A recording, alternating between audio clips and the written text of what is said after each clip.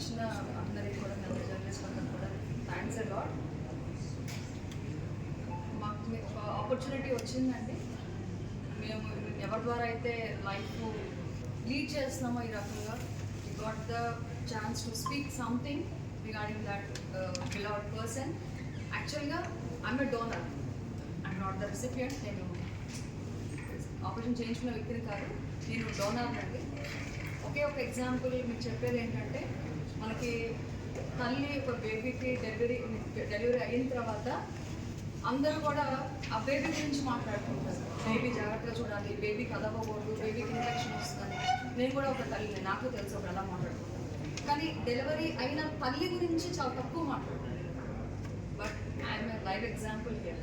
మాకు 11 years దాటిందండి surgery జరిగి. నేను మా హస్బెండ్కి ఇచ్చాను, గౌరవ కాదు మా హస్బెండ్కే ఇచ్చాను. 11 years అయింది. We both are very safe, very healthy, చాలా బాగున్నాం. ఆ రోజున నాకు శరత్ సరే కాదు, అక్కడున్న ప్రతి ఒక్క staff, manual staff, ground staff, ప్రతి ఒక్కళ్ళు కూడా నన్ను ఎంత జాగ్రత్తగా చూస్తున్నారంటే, నేనే ఆపరేషన్ చేయించుకున్నానా అన్నంత జాగ్రత్తగా ఆయన ట్రీట్మెంట్ చేశారండి. In spite of the money. అసలు మనీ నేను వెనకాల పడి కట్టాను. సార్ ఎంత కట్టాలి ఏంటంటే, మేడం ముందు మీరు అవ్వండి, అయిన తర్వాత మీరు ఫస్ట్ దానికోసం. అఫ్కోర్స్ మాకు ఎటువంటి ఇది లేదండి, ఎటువంటి ఇన్సూరెన్స్ లేదు, ఎక్కడ గవర్నమెంట్ ఎటువంటి ఎయిడ్ మాకు ఎటువంటి లేదు. మేము సొంతగా కష్టపడి మేము సంపాదించుకొని సేవింగ్స్, మా సేవింగ్సే మేము కట్టాలి. అది సార్ కూడా తెలుసు.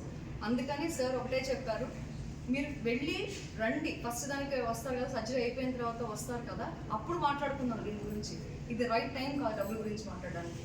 అఫ్కోర్స్ నేను సార్ని వదలలేదు 3-4 days వెనకాల. ఎందుకంటే అండి, అది ఆపరేషన్ అనేది మనం ఎంత మాట్లాడుకున్నా సరే, ఎంత సైన్స్ గురించి మాట్లాడుకున్నా సరే, God is there to decide what is what అనేది. ఏమో రేపేంటి.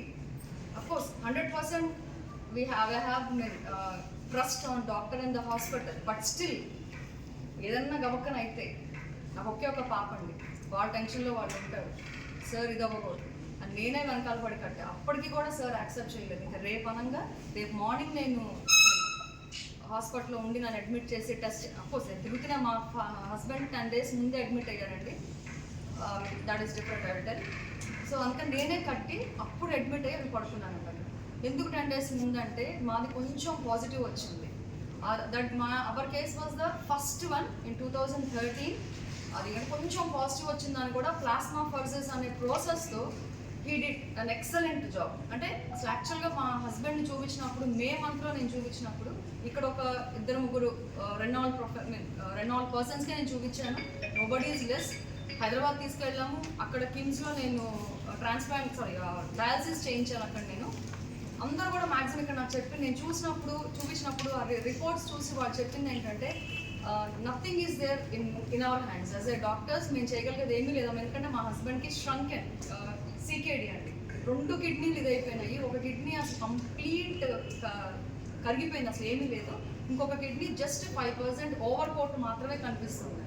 క్లియర్గా ఉంది అక్కడ. మేము అంటే మాకున్న మినిమం నాలెడ్జ్లోని ఇప్పుడు we thought that renal transplant is compulsory మేము అనుకుందారండి. సో డాక్టర్స్ చెప్పింది కూడా అదే. అసలు స్కోప్ అయితే లేదు. ఇక్కడ 3 months నేను అక్కడ కిమ్స్లో డయాలసిస్ చేయించాను. అక్కడే ఆపరేషన్ అనుకున్నాను. కానీ బట్ మన కండిషన్స్ మనకు తెలుస్తాయి కదా. నేను డోనార్ అయినప్పటికీ, డోనార్ కాబట్టి అక్కడ ఉండి బెడ్ రెస్ట్లు ఇవన్నీ అంటే నాకు కొంచెం ఇబ్బంది కలుగుతుంది చూడడానికి. అలాగే సార్ మన ఊరు మనం వచ్చినప్పుడు నాకు వాళ్ళు అక్కడ ఇచ్చిన రిఫరెన్స్ అండి. నేను డైరెక్ట్గా శరత్ సార్ని నేను వెళ్ళలేదు, హైదరాబాద్కి వెళ్ళాను. అక్కడ నాకు ఇచ్చిన వాళ్ళు కిమ్స్లో ఇచ్చిన రిఫరెన్స్ ఇక్కడ శరత్ సార్ విజయ సూపర్ స్పెషాలిటీ హాస్పిటల్ ఇచ్చారండి. Though we have n number of hospitals which could read. నాకు ఇచ్చిన ఇదే అండి. సో అక్కడి నుంచి ఇట్లా నేను ఇక్కడికి రావడం జరిగింది. ఈ 11 years ఆఫ్ జర్నీలో ఏ రోజు కూడా మనీ అనేది అసలు రాలేదు. అసలు మనీ అనేది రాలేదు. I know very well. నాకు ఒక్క పాప, ఇప్పటికి కూడా పాప వెల్ఫేర్ గురించి కూడా సార్, ఎందుకంటే చెప్పాను కదా, మాకు ఎటువంటి ఇన్సూరెన్స్లు ఈ బెనిఫిట్స్ గవర్నమెంట్ వచ్చేవి మాకు మేము ఇద్దరం ప్రైవేట్ ఎంప్లాయీస్ అంతే, just private employees. Still now we are in rented house. So sir ఎప్పుడు కూడా, సరే కాదండి, స్టాఫ్ అయిన సార్ ఇక్కడ ఫార్మసీ వాళ్ళు కానీ ఆ ట్రాన్స్ప్లాంట్ జరుగుతున్నప్పుడు మేము ఇద్దరం లోపల ఉన్నప్పుడు అసలు ఏ మెడిసిన్ ఎప్పుడు ఎక్కడ ఎలా పంపించాలో మాకు తెలియదు.